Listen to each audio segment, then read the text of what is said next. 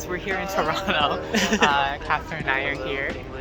Exploring around, riding transit, streetcars. Yeah, that'd be fun to take you guys along the ride, looking at urbanism and architecture and giving our very naive thoughts on it. New Yorkers' impressions. Yeah, New Yorkers visit Toronto and roast it. We're not roasted. Yeah, we're critiquing Toronto's urbanism. We're here at Toronto's City Hall, right, which is a very interesting building, to say the least. I think they made some odd choices in the design here, especially since the whole perimeter of the plaza you have these kind of barriers over here, and I guess it's so that you can like walk up onto the second level and get like a higher view. I don't think it really functions that way. I think it just kind of divides it from the street, which is not that great. Let's go ride some streetcars.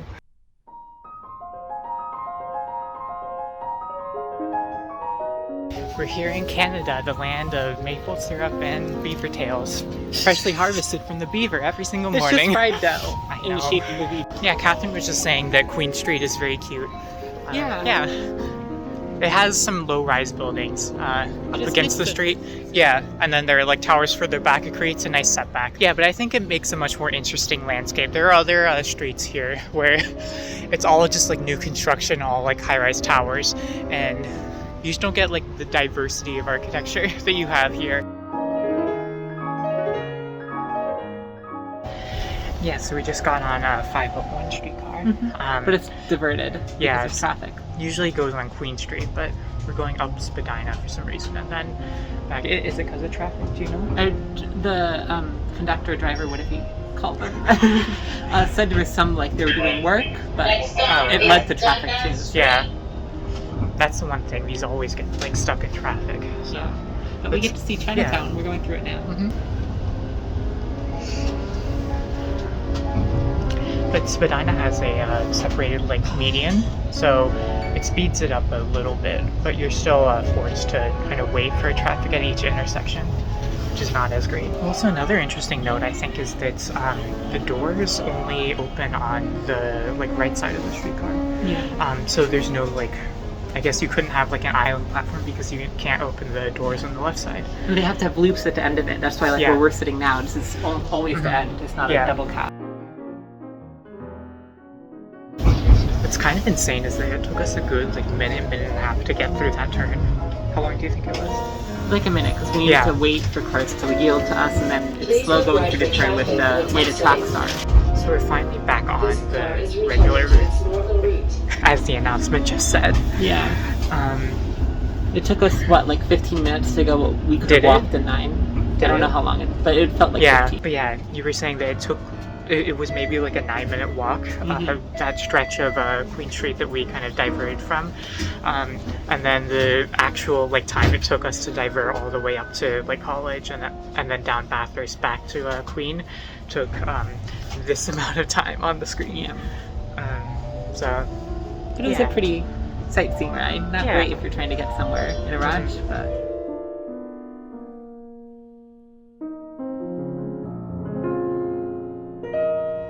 So we just got off the streetcar there.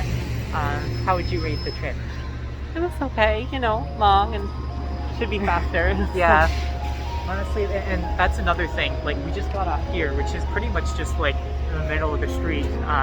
So a lot of the stops are pretty much just suggestions, and it makes it hard to like know when you're supposed to get on, when you're supposed to get off.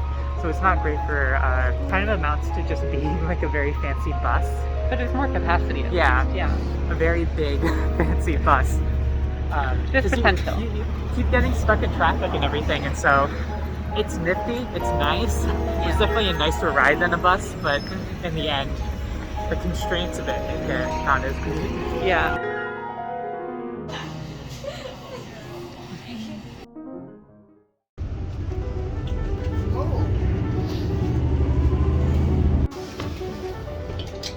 So we just got off a bus. It was a pretty standard bus. I mean, nothing really to report there.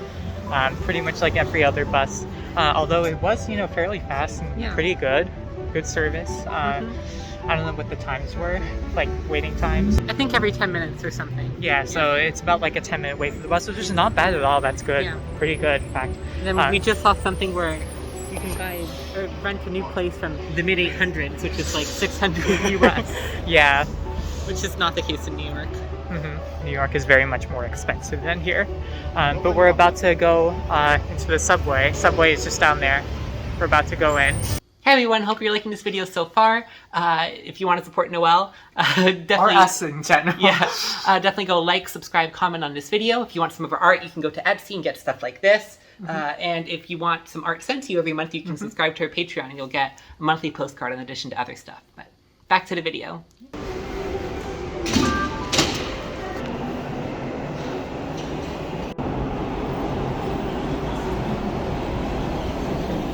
The stations here kind of remind us of like London tube stations for some reason. I don't know if, well, also that train that just passed it, so are all the rolling stock like that? On this line, yeah. Yeah, because it's a bit older rolling stock, right? Yeah. It feels a little bit like the R32s. A little bit, but newer. Yeah, slightly newer, but it has the corrugated curvy edges, yeah. Yeah, so a lot of the same vibes there. But yeah, this is a nifty station. It's pretty clean overall, which is not always a guarantee in public transit, unfortunately, but yeah. Oh, is that our train done? Yep. Perfect. Perfect timing. Eglinton Station. Yeah. One thing that I don't like too much is that all the seats, like in every single public transit vehicle, is all like this weird cloth kind of situation. I don't know, I always feel like if you have hard surfaces, like it's easier to...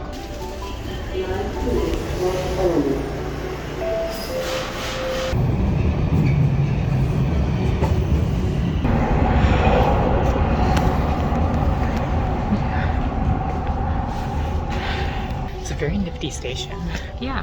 I like how all the columns are like, you know, wrapped in this different styles. It's like their take on the 81st Street station on the B&C. Yeah. It's kind of nice. Yeah. Although I will say it's so quiet in here. Yeah. Now. Any thoughts on that trip? It was nice, yeah. Trains came pretty quickly and yeah. Also, it was a pretty empty train, you know? Yeah. I feel like on the MTA, if it's like Sunday or weekend service, they'll like cram as many people as they can into one train instead of running like frequent service. Yeah. They'll just run just enough so that each train is kind of packed. Honestly, I had no idea what to expect, you know, coming to the Royal Ontario Museum, but we've pretty much only been in kind of the entrance area and the entrance atrium of like the new wing, and just from this impression I can say that like this building is one of the most dynamic that I've seen. It definitely, it breaks away kind of from the rest of the urban form, and it creates a new space, a new very inviting space. Yeah, so the crystalline forms that Libeskind created emanate outwards this way, and this is a really good example of, you know, architecture as not just, you know, a space to house a certain function, you know, the modernist maxim of form follows function. Not everything has to necessarily follow that. This is an example of architecture as a monument. It reminds me a lot of the Guggenheim. When Frank Lloyd Wright was first kind of approached about creating a design for the Guggenheim, they said, I want a temple of spirit, a monument. This idea of architecture as a monument, as a physical, you know, space that is supposed to have a real effect on the body and, you know, your senses as you're going through the space, that is something that I think is really powerful. I think people especially also tend to criticize Libeskind on how, you know, impractical this form is, how it's hard to, you know, hang stuff in the galleries, and that is all completely valid. I imagine, you know, designing an exhibition for this space is particularly challenging. But personally, I would love to have, you know, a museum that evokes a lot more senses and just creates a really inspiring space rather than just a simple square box. I think that more than anything is the power of architecture, what it can do to our experiences. This is one of the most unique ways to kind of display something or, I don't know, create an exhibit around it. So a lot of the spaces, even though they are very hard to kind of design around for exhibits specifically, like they offer the opportunity for some really interesting and unique ways to exhibit things. So I'm very creative, some very creative ways of being able to put on exhibitions. So apparently that's their like accessible their accessible transit option, and it looks a lot like an ambulance. Yeah. Which honestly is not a bad thing, because people who need accessible options, it gives them, you know, more of a right of way through spaces. And so we're outside the ROM. It's a little sunny, but yeah, nice. But, so you're not an architect. I mean, so in there I was very like kind of I don't know how you, but I was very, you know, pro Daniel Libeskind in this whole kind of design philosophy and aesthetic. But that's very much my opinions. This is kind of a museum, or at least the architecture of it is something that's definitely not for everyone. You know, I totally see how there are a lot of people who just, you know, don't necessarily appreciate this kind of design. That's totally fine. But you're like not an architect at all. What do you think of the design? I liked it a lot. Yeah, there was a really neat use of like using the space for exhibits in ways that are like non-traditional. And yeah, it just felt nice and open and inviting, and like you wanted to see what's around the corner. Yeah. I don't know if we'll get any shots of this, but as we were even walking up to the museum, we walked from kind of old side, turning the corner towards the new design, and I felt like from there you could feel, or you could even see this crystalline structure kind of emanating from the building, kind of growing, developing from there, which is a weird way of putting it, but I think it's an interesting thing. And it definitely, like immediately as I saw it, it felt so much more dynamic than kind of the rest of the cityscape that we've seen, which is very rectilinear and just rigid. Yes. Any downsides to this? Anything you didn't like? No. Really? Yeah. Everything you liked? I don't know. I'm pretty easy to please and not like what.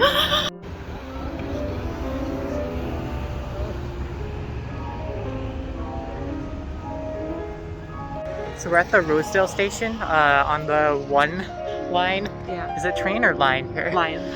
Yeah, and we were just saying, like, this is a very strange location for a subway station, because there's nothing super dense right here, and it's kind of in the middle of a completely residential area. It's almost like if you had a subway station at the end of a cul-de-sac. Not the same effect, but it has those vibes.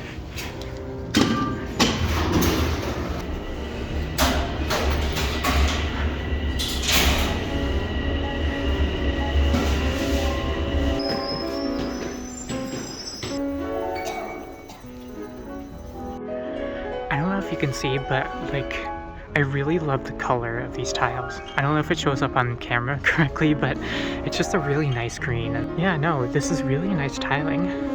I like this choice. Yeah, the station kind of reminds us of the Brighton line in Brooklyn, like it's in a open cut basically. And it's like offset from the road, so and through more residential areas. So in that way, it definitely feels a lot like the BQ. Yeah, but the Brighton line is it used to be like a sort of semi-commuter rail, but they wouldn't have called it commuter rail. It was like a railroad. Yeah. Heavy, yeah. So. But this is more modern, like built in the 50s, yeah, 60s. that's the interesting part. So we're here in Eglinton. And we saw some construction down there. That's for the new Eglinton Crosstown line, which is going to be light rail, which is different from the light metro that they have on line 3, the current line 3 that they're taking down, which is confusing. But yeah, this feels very much like an edge city. I don't know if you can see, they're really tall. There's a lot of density here, kind of makes it very interesting situation. Yeah. It's like transit-oriented development on steroids, where like you have, you know, the one subway station here, and then everything's built up around it, but like literally 1 or 2 blocks there is single-family housing again. Yeah. But there's like commercial, malls, residential packaged in one here. It's very strange. You were saying it's kind of like Midtown Toronto. That's what it says in Google Maps. Well, yeah, but it definitely doesn't feel like a Midtown in the sense of like, well, what we're used to in Manhattan. It's so, well, yeah, in the same way that Jamaica would be like an edge city to New York, but closer to the city, as you were saying. So it's almost like Arlington is to DC. Yeah.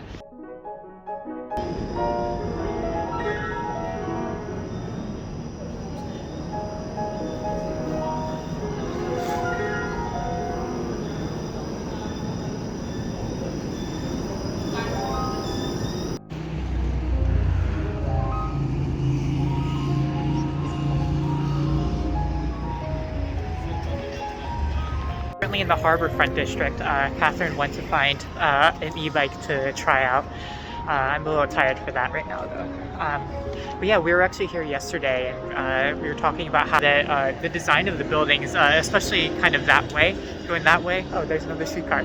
Yeah, but the design is almost reminiscent of like Roosevelt Island in New York, where at Main Street you have buildings that overhang the sidewalk and there are pillars in the middle. Creates almost like a sheltered walkway over the kind of Main Street area. I can't tell if that's just something of the 60s, 70s style of architecture that they decided to incorporate here for whatever reason. But yeah, these buildings do seem to be a lot newer than 60s, 70s, so I'm not sure the exact reasoning why.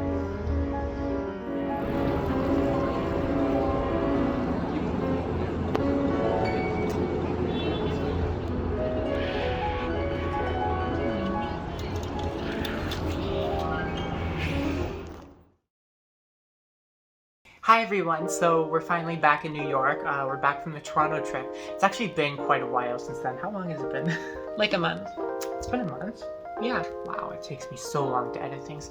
Anyways, just wanted to do a little recap, and plus we didn't really get to do a whole sign-off thing in Toronto. So what are your thoughts on the city as a whole? Yeah, I thought it was I thought it was a really interesting city, and like, you know, there's a lot of great urbanism elements. They're definitely building a lot. Like, it felt a lot newer than New York, which I didn't quite expect. You know, the street, like transit-wise, the subways were like, you know, very efficient and frequent where they run, but the streetcars, you know, as you saw from our diversion, they get stuck in traffic and are subject to, you know, street stuff because cars are running in the same spot. So it has a really strong transit system, and you know, there's a lot of really interesting neighborhoods. We went to a little Tibet neighborhood.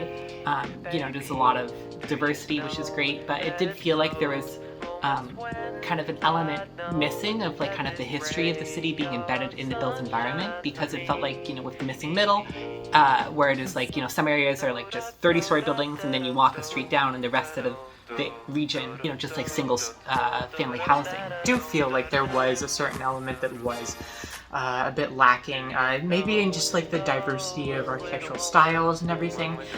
It seemed at times almost like monolithic. No, it's a good city. It has nice bones. It has nice, you know, a nice structure to it. But I don't know. I just, at least personally, I don't know if you felt similarly, but it's not exactly my city. Although it could just be my personal biases, because I don't love overusing like curtain walls, glass curtain walls, Yeah. at least. Could be our New York bias. I mean, we give them credit for actually building housing when we're not, but it still seems like they're still in a housing crisis. Like, there's issues there too, even with the amount that they're building. So thank you everyone for watching this video. I really hope you enjoyed it. Wait, no. Thank you everyone for watching this video. I really hope you enjoyed it. It was really fun to go on this little trip. Anyways, merci pour avoir regardé et ça c'est tout.